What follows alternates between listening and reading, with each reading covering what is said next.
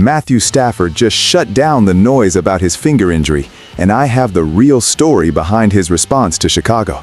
This is a massive update for us. But before we break this down, make sure you're subscribed to the channel, hit that like button, and tell me in the comments, which city are you watching from? I have watched a lot of football in my time, and if there is one thing I know for sure, it is that you never count out Matthew Stafford when he says he is fine. The news coming out of the facility today is massive for the Rams.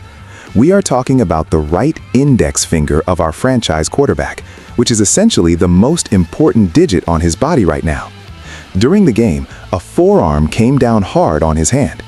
This isn't just a scratch or a minor bruise. We are talking about the throwing hand of a guy who relies on extreme precision to move this offense down the field.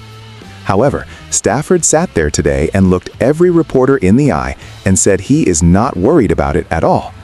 This is the kind of veteran leadership that defines this team and gives us hope every single Sunday.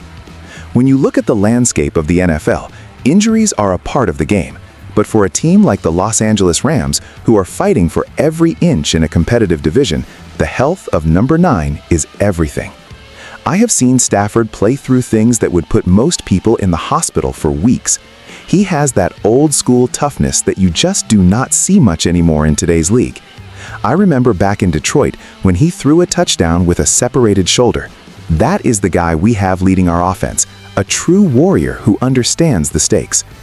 Now, the Chicago Bears and their head coach, Ben Johnson, have been watching this situation very closely. They were hoping that maybe, just maybe, they would catch a break this Sunday by facing a hobbled quarterback. But Stafford isn't giving them that satisfaction or any reason to celebrate. He explained that the injury happened when he caught a forearm to his hand during a play, but the swelling is manageable and the grip strength is returning to where it needs to be for high-level play. For those of you who have never tried to throw a professional-grade football, the index finger is the last point of contact on the ball. It is what gives the ball that tight spiral and the accuracy needed to hit Cooper Kupp or Puka Nacua in stride while they are covered by elite defenders. If that finger is even 10% off, the whole offense can stall and the timing can be ruined. But Stafford says he expects to feel great by Sunday. I believe him because I have seen his preparation process. He is already back in the film room, already working with the trainers, and already making sure the rhythm of the offense doesn't skip a single beat. The Rams' offensive line has to be better though. You cannot have your star quarterback taking forearms to the hand on a regular basis. That is a failure of protection that needs to be addressed immediately by the coaching staff. Sean McVay knows this better than anyone. I expect to see some quick game concepts this weekend to get the ball out of Stafford's hands even faster than usual. We need to protect him from himself sometimes because we know he will never take himself out of a game, no matter how much pain he is in. This update is a huge sigh of relief for every fan in Los Angeles and beyond. We are looking at a crucial stretch of the season where every single win counts toward the postseason. If Stafford can go, the Rams have a legitimate chance against anybody in this league. The Bears are a tough physical team under Ben Johnson, and they will definitely try to test that hand early in the first quarter. They will likely dial up some blitzes to see if they can force a turnover or see if Stafford is hesitant to let the ball rip down the seam. But if I know Matthew, he is going to come out firing with something to prove. He thrives on this kind of adversity and the doubt that comes from the outside media. It fuels him and makes him even more dangerous. The media buzz was getting loud after the Bears head coach made some comments about the matchup, but Stafford handled it with pure class and professionalism. He didn't get into a war of words or provide any bulletin board material. He just stated the cold, hard facts about his physical condition and his readiness. That is what a real leader does. He keeps the focus on the field and the task at hand. As we move closer to kickoff, the medical staff will continue to monitor the index finger every hour, but all signs point to a full go for the veteran. This is exactly the news we needed to hear. It changes the entire outlook of the week for the fans and the players. Instead of worrying about a backup coming in and trying to manage the game with a limited playbook, we get to prepare for our gunslinger to do what he does best. The Rams' offense is a completely different beast when Stafford is under center and calling the shots. The way he manipulates safeties with his eyes and the way he can make any throw on the field from any platform is irreplaceable. We are incredibly lucky to have him leading this group through the fire. This index finger issue will just be another chapter in the long book of his legendary toughness. I am telling you now, watch the way he warms up on Sunday morning. you will see him testing that grip and making sure he can drive the ball into tight windows without any hesitation. If he is doing that, the Bears are in for a very long afternoon at the stadium. This entire team rallies around him in big moments. When they see their leader fighting through physical pain, it elevates everyone else on the roster to a higher level of play.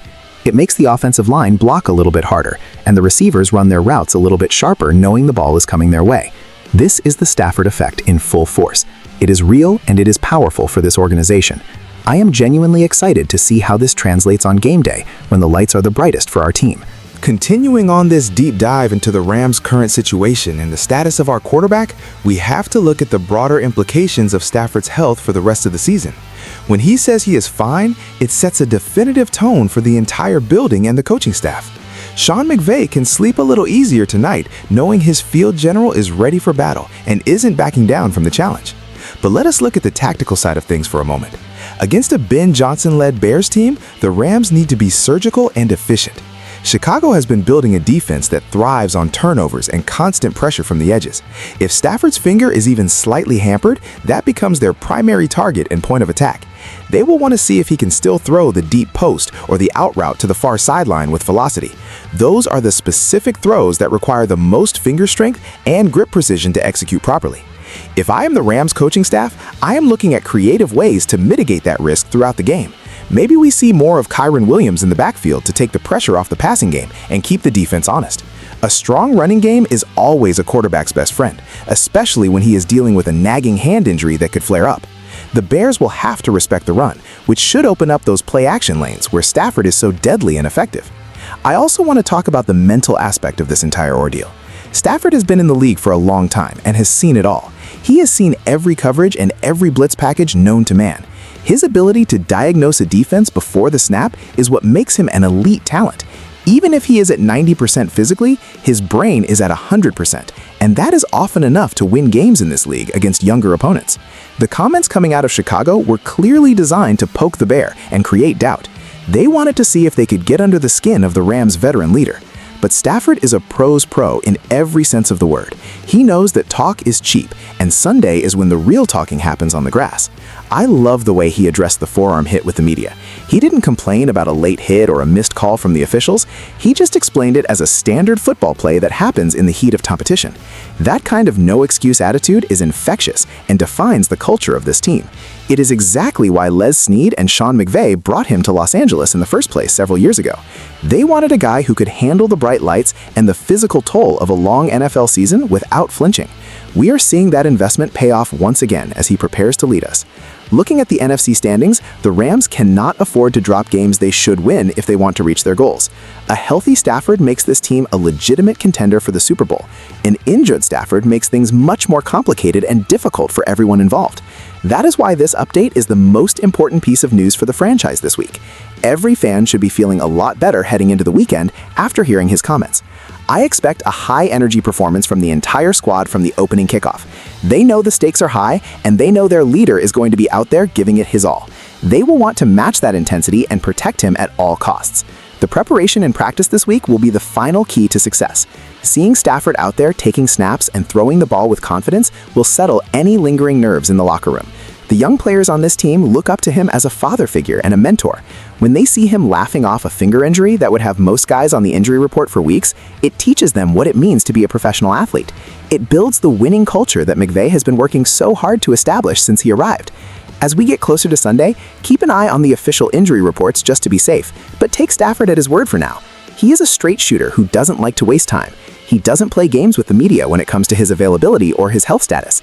If he says he is playing and he is not worried, then I'm not worried about the outcome either.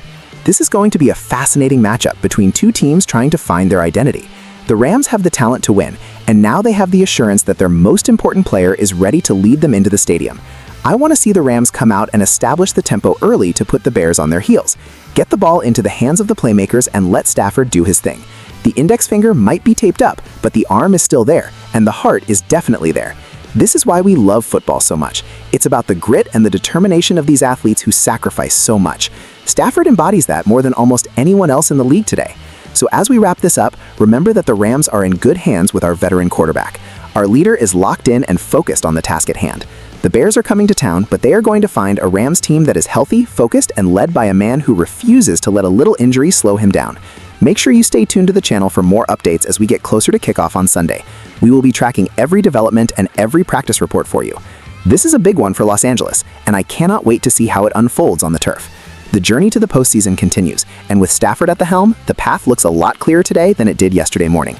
Let's go Rams, and let's secure a big win this Sunday to keep the momentum moving forward for the rest of the year.